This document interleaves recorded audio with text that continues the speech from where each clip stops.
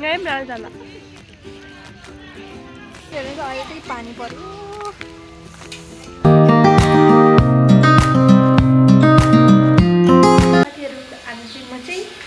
घुम्न जान लागेको बुल्लुको चौतिर यहाँ यत्रो यत्रो ब्याग बोकेर जान लागिरहेको छु म चाहिँ अब यहाँ आइसँग भिडियो बनाउनु भने होइन हेलो गर हेलो कहाँ घुम्न कहाँ जानु लाग्नु आङ्गिलो थाहा हुन्छ ल त्यहाँ चाहिँ भाउजू हुनुहुन्छ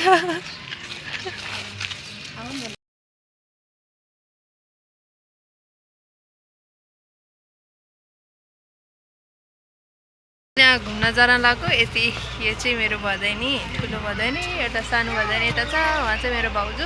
अनि म अनि भाइ जाने भनेको अनि यत्रो ब्याग पनि छ अनि अहिले चाहिँ हामी अझै पनि 2-3 जना साथीहरूलाई चाहिँ यहाँ कुरेर बसेको छौँ यसरी बसिरहेको छ हामी बसेको अवस्था अहिले चाहिँ हामी यहाँ साथीहरूलाई कुर्दैछौँ है त हामी जाँदैछौँ यता पछाडि यता आउँदै हुनुहुन्छ मौसम चाहिँ पुरै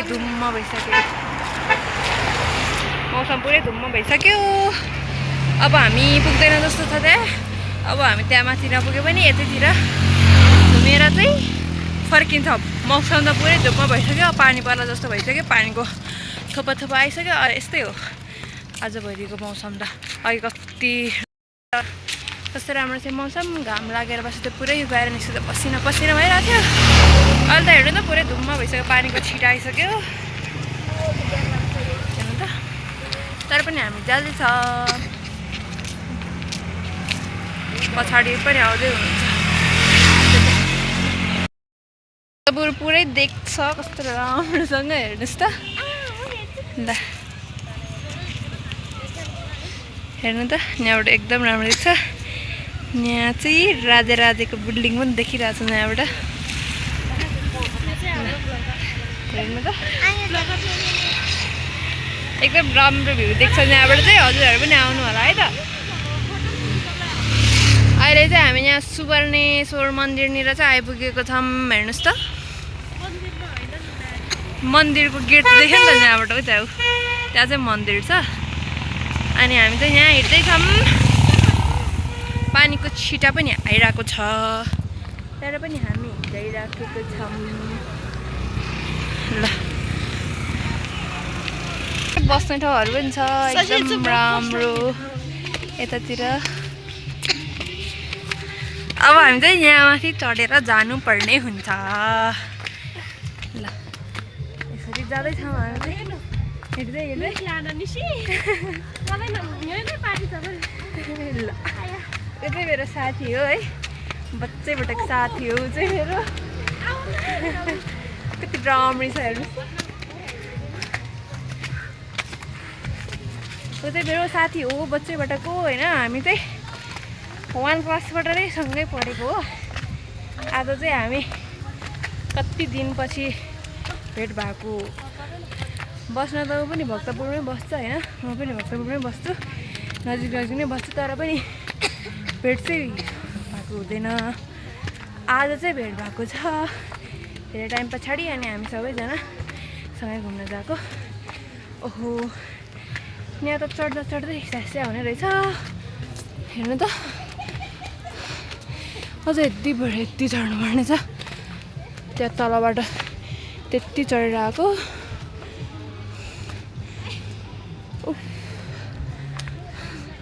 हजुरहरू पनि एकचोटि घुम्नलाई चाहिँ आउनु होला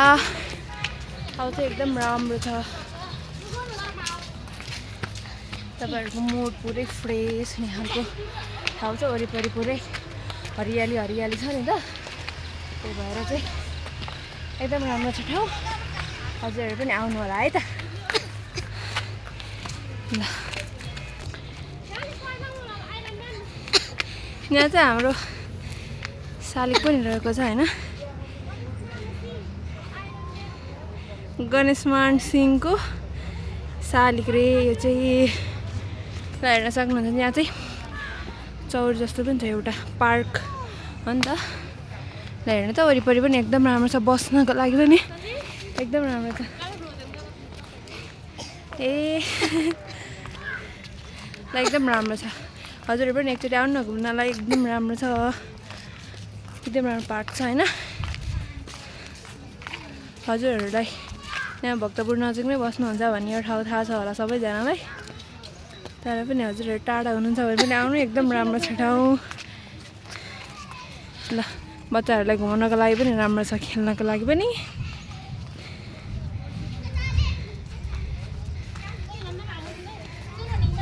हामी चाहिँ गुन्द्रुकमा जाने भनेर आएको तर यस्तो मौसम भएर आज चाहिँ हामी यो पार्क यो यता पार्कमा चाहिँ बसेको हामी चाहिँ अहिले चाहिँ अब यतै घुमेर जान्छौँ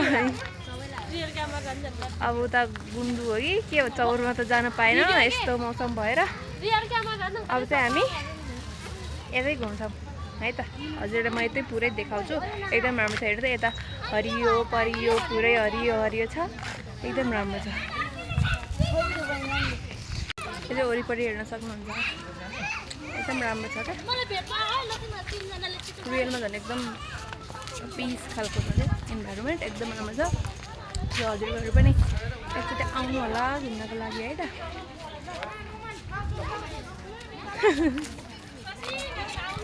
पानी पनि पर्यो यता ग्राउन्ड पनि छ हेर्नु त तपाईँहरू पिकनिकको लागि पनि आउन सक्नुहुन्छ यो ठाउँमा चाहिँ यहाँ ग्राउन्डहरू छ नि त कस्तो राम्रो है पनि त्यो ग्राउन्डतिर जाँदैछ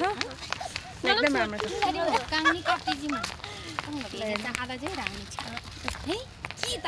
यता तलतिर चाहिँ यस्तो जङ्गलहरू छ हेर्नु यहाँ यस्तो मिठो आँप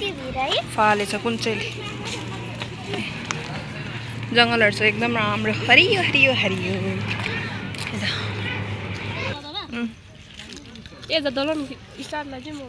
के ल्याएर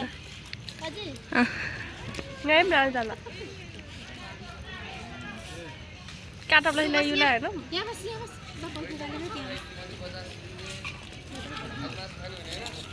तान्ना जाँदा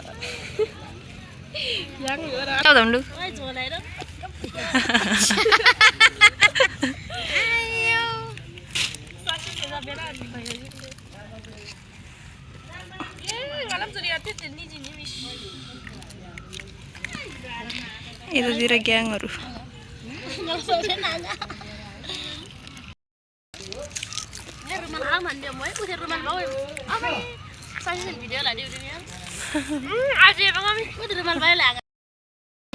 अहिले चाहिँ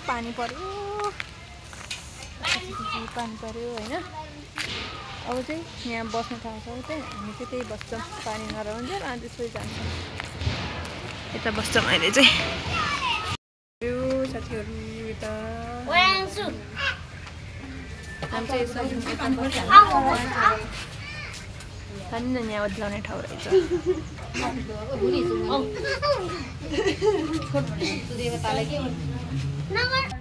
गाइज अब आजको लागि चाहिँ घुमाइ यति नै अब चाहिँ हामी रुम जानु लाग्यो है त बाई बाई अर्को भिडियोमा भेटौँ है त कहीँ जग्गा